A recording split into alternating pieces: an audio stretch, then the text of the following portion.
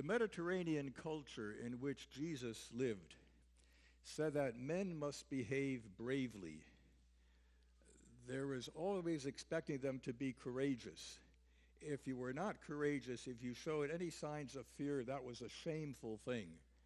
You lost your honor if you were a fearful person. Well, there was reason for fear in this gospel story. At least the obvious one is that there's this big storm on the Sea of Galilee. But there was another basis for fear that doesn't come through unless you read it in some textbook the way I did. Because Jesus, who was Jewish, had Jewish disciples, and they were going to the other side. The other side of the Sea of Galilee was where Gentiles lived. And Jews and Gentiles did not get along very well back then, so there might well have been a reason for the men in the boat to have that fear as they approached the other side.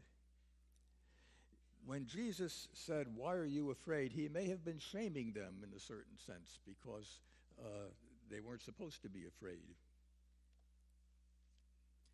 Have you no faith? In Greek and Hebrew, the word for faith, the word that's used in Greek and Hebrew is usually translated faith. But it means more accurately personal loyalty or personal commitment. So have you no faith is asking for a personal commitment. It's not just believing doctrine about him. And if you've never thought of faith that way, well, here's a way to think about it. Faith as personal loyalty to Christ. But the text says, have you still no faith? Because these disciples had seen many other miracles that Jesus had done before they got to the Sea of Galilee. Jesus was healing a man with an unclean spirit. He healed Simon Peter's mother-in-law and other people. He cleansed a leper. He healed a paralytic. He healed a man with a withered hand. So they saw those things and still apparently didn't have faith. And it may be that disciples were saying, he helped others, now can he help me? Maybe that's your question, or could it be your question? Well, one way of dealing with the answer to that question is to ask, who was Jesus? Jesus in the gospel lesson shows himself to be in control. He said, "Be still," and the waters calmed down, doing something very similar to what God does in Psalm 106, verse 9, where he rebukes the sea, and the sea not only becomes calm, but actually dries up. So here's Jesus showing a kind of power that God had. Here Jesus shows that he has authority. Even the wind and sea obey me.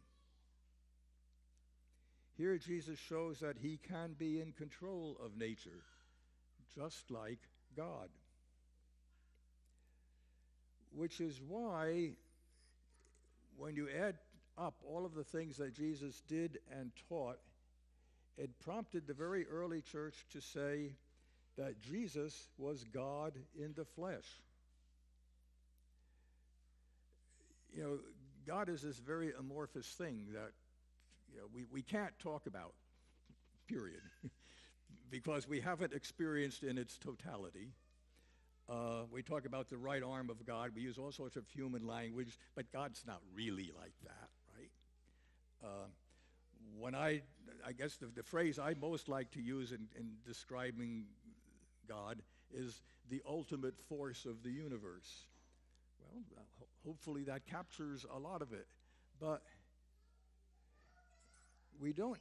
Christians have come to say we don't have to guess what God is like. God is like Jesus. God gives us in him what humans can see and talk about, the way he behaved, the way he taught. And so if the question is, can we trust him? Well, he came through for his disciples, and he can come through for us. There is no need to be afraid. So maybe our final questions might be, will we have the faith that he asked for, the kind of commitment? Will we recommit ourselves to doing things his way? Our